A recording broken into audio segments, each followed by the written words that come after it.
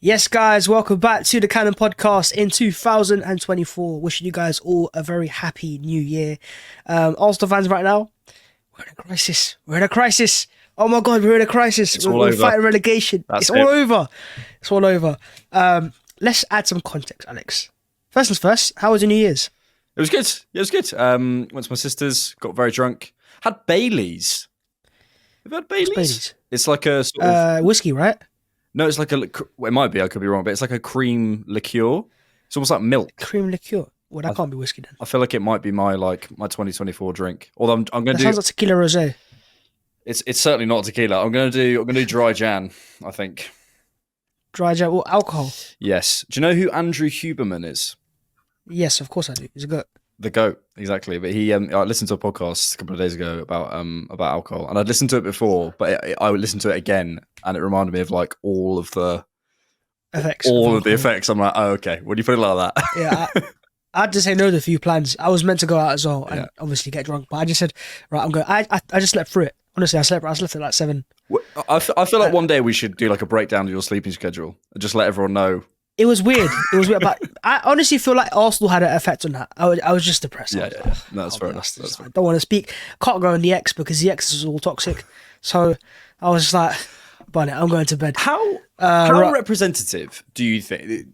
This isn't necessarily what I wanted to speak about, but how representative do you think online fans are of the general consensus? Because I'm always like, I don't know how much it, like, if you think about how many Arsenal fans there are in the world and how many people are like active on social media, how many people are prominent voices, and you cut down, it's like a really percent who are actually dictating what, and then it's Arsenal fans are saying. It's like, no, it's like 10 Arsenal fans. It's like, yeah, it is very overgeneralized. I say that for a fact. And going to games very often, fortunate enough to do that, like, it is different. But obviously, I didn't go to the game, and so all my panic, crisis. It's just that. But I also feel like it's becoming more common. Like a few years ago, it wasn't as common as this. Now it feels like any defeat. It is honestly like, and any win, it goes the other way as well. Like there's no in between anymore. There's no grey. So either you're black or you're white, and they fight against it. There I am.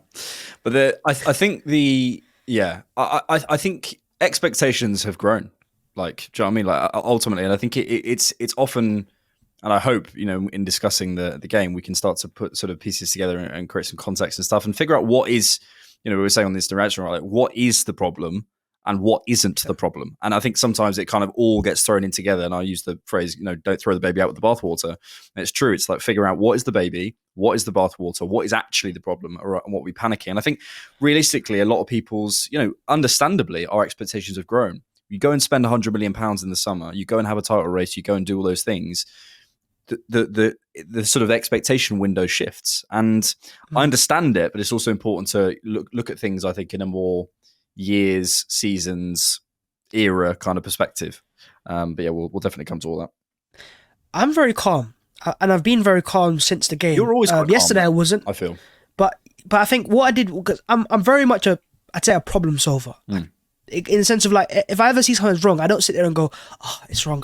It was over." Right? I'm literally sitting there, even if I'm not affecting the team. I'm going, "What would the answer be?"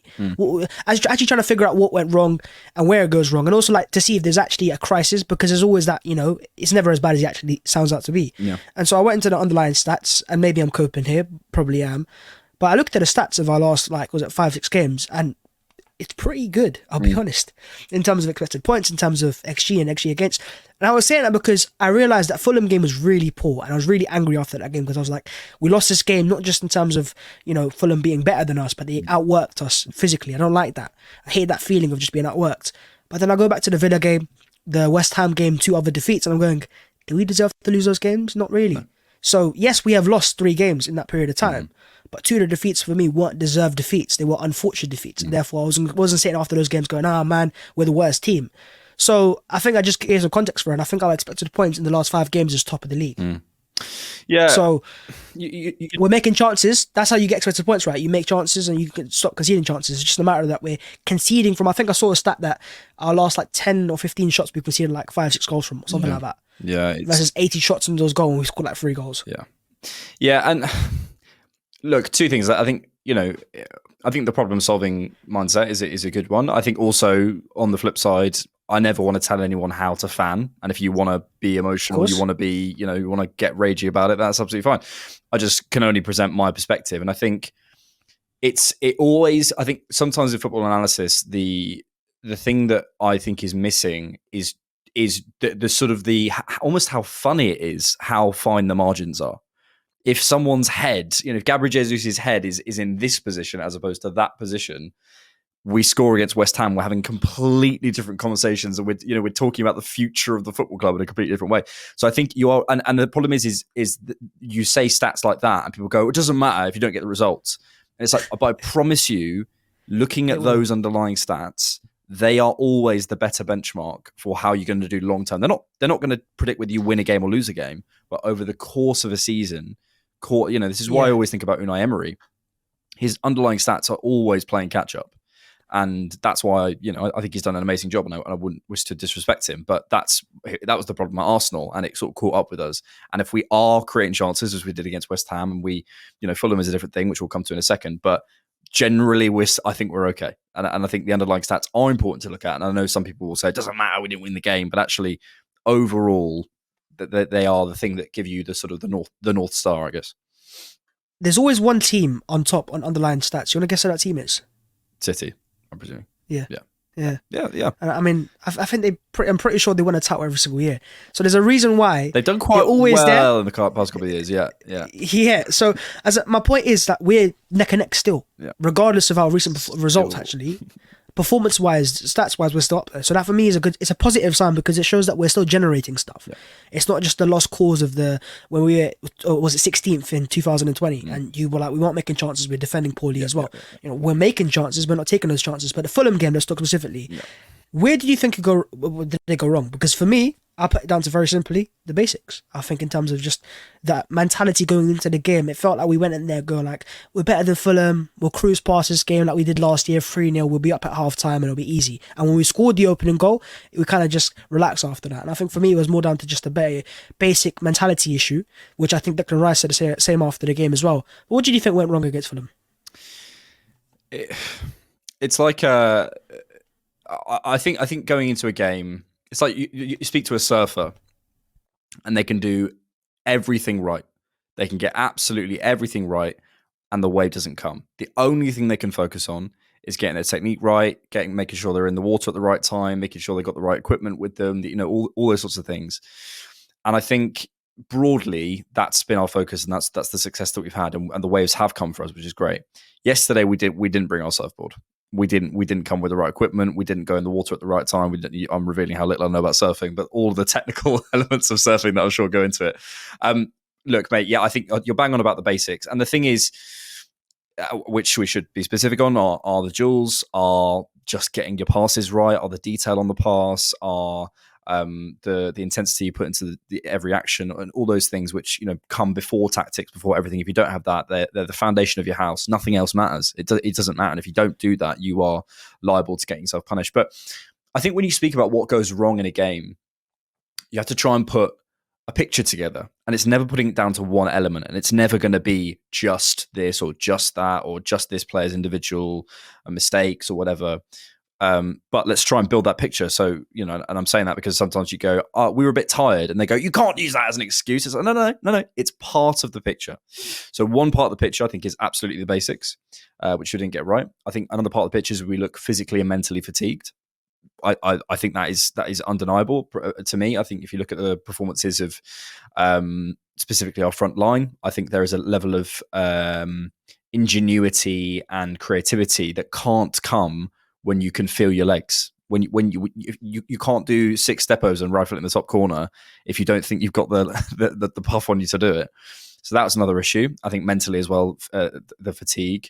I think if you look at the squad and the injuries we have, we don't have any sort of fresh impetus off the bench, particularly that could help us. And then I think there's a number of other things. So for me, our attacking play is far too predictable. It's far too predictable. I spoke about a little bit on the Insta reaction about this, about how teams have slightly changed how they double up on Saka, where last season it used to be the centre-back and the full-back getting absolutely dragged over to Saka.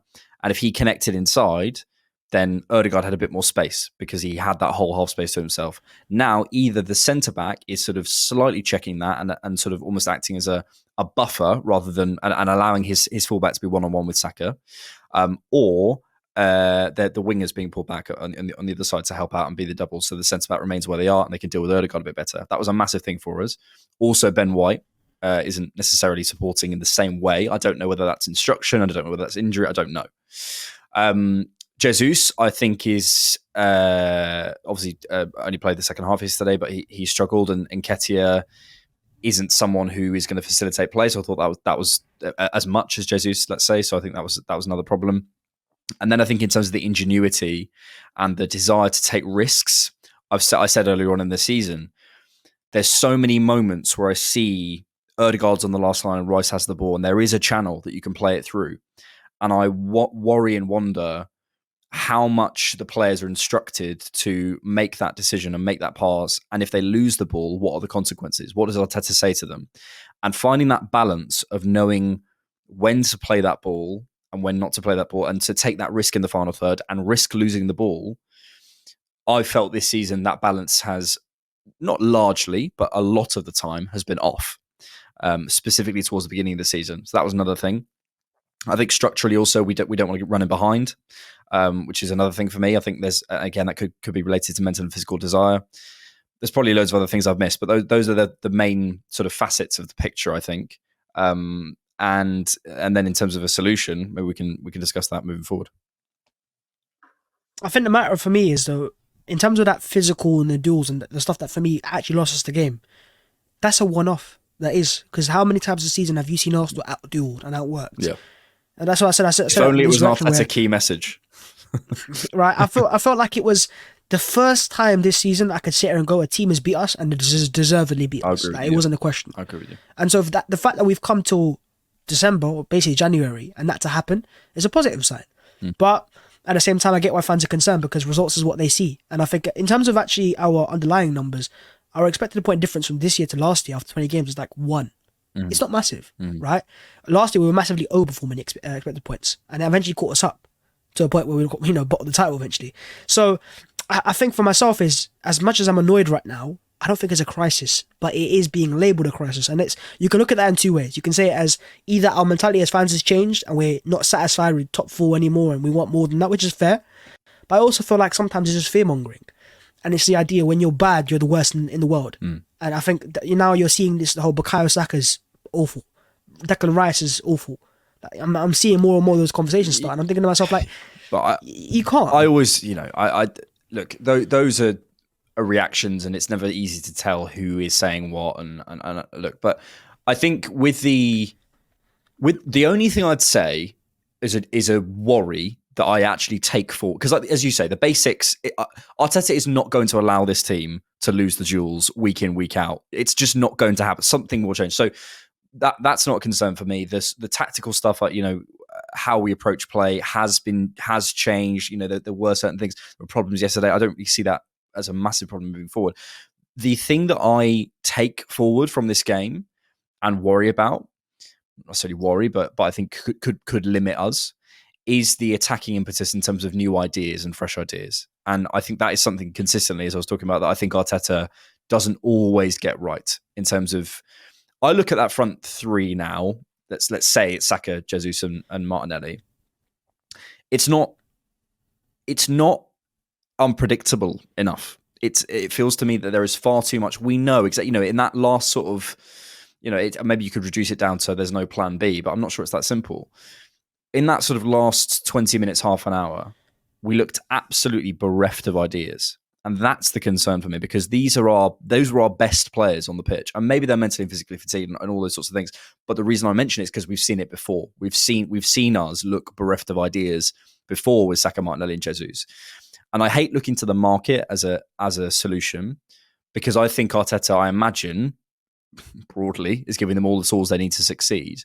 And I just wonder whether Saka, Martinelli and Jesus, is it the mental kind of pressure they feel to be the 3 who've got to provide? Is it, do we need a bit of an attacking impetus? Just a bit of competition, a bit of someone who, if I don't step my game up here, if I don't take that risk, if I don't take that shot, there is a consequence. And I'm not again, Saka's done so much for us, and I think the switch up on him from genuinely from certain fans is not okay, or not wide say. Equally though, there are no consequences for Saka missing that shot yesterday.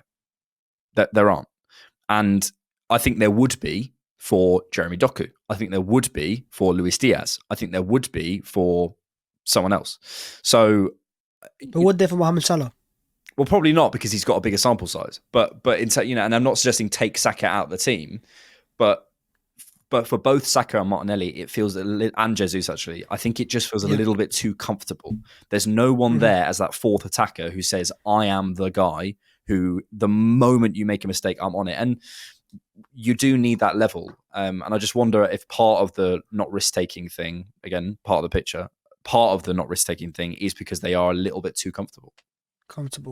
And I think Mikel Arteta agrees, because look at our targets that we're linked to, a new striker, the target, to push Jesus. And by the way, if you get a striker in, what you're doing actually is allowing Jesus to become not just a striking option, but also a wide option as well. Yeah.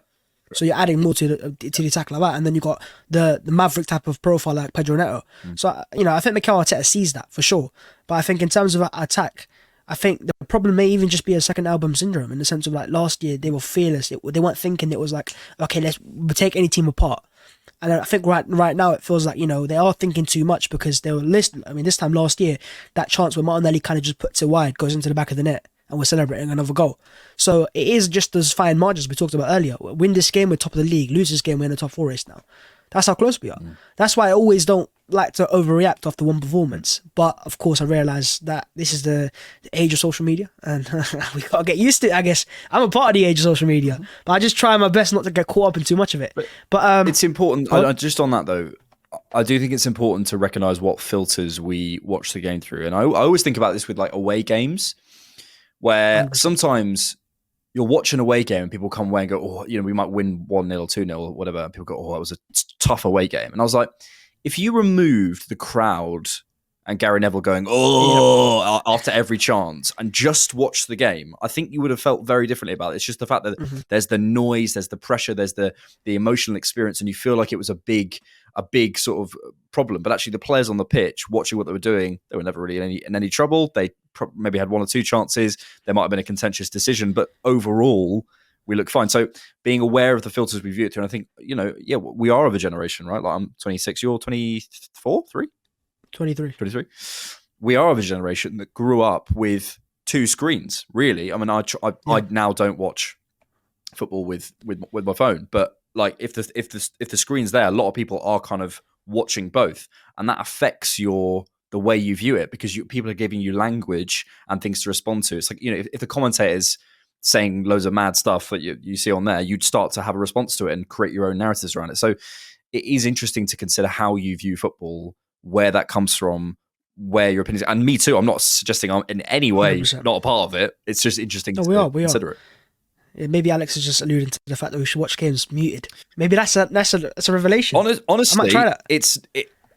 If there was no commentary option, I would, and there is sometimes on Prime. There is. I have tried it once. There was a game I think last season where I think it was maybe Neville, and he was doing my head in. I just muted the commentary. I just muted it. I just said I want to watch it without it, because I felt like there was a narrative being created in my mind, as you said, because of what they're saying. And also, a lot of your future projections come from past experiences. Yes. Because Arsenal fans have gone through lots of turmoil and, all of that type of stuff. A lot of it goes, oh, it happened to us before, it's going to happen to us again. I get it. So I'm not here to judge any fans. I'm just here to, to try to give my context of it. And hopefully, I get some fans calm down, because I don't want to see panic. I don't like seeing panic, because no one enjoys being panicky. Unless you do, by the way, which case then. But again, that's your experience, and I feel that way too. But it's hard, isn't it? Because you don't want to tell people how to fan. But I don't think it's about telling though. I think it's about offering different perspectives. And I think if we had like a Mikel Arteta perspective, you ever get to the stage where a certain player comes off and you're going, why did he go off? Mikel would have seen something very specific that he wasn't doing. And I always wonder if I could see it from his eyes. Yeah. That's what I try to do, because ultimately he's the most important figure in terms of decision making at Arsenal. It's not myself or any other fan. It's what he sees it as. So that's why I'm always trying to provide logic, because I'm trying to understand myself. What is he seeing? Because it makes more sense that way. Oh, I see that. And I think, talking of what he is seeing, transfers, bloody hell, the window is open, and strikers he is looking at. Let's talk about alternatives, though. Victor Osimhen's a very good player, but have you seen that tweet he put out responding to a Chelsea fan I did see that. of him in a Chelsea kit as a kid?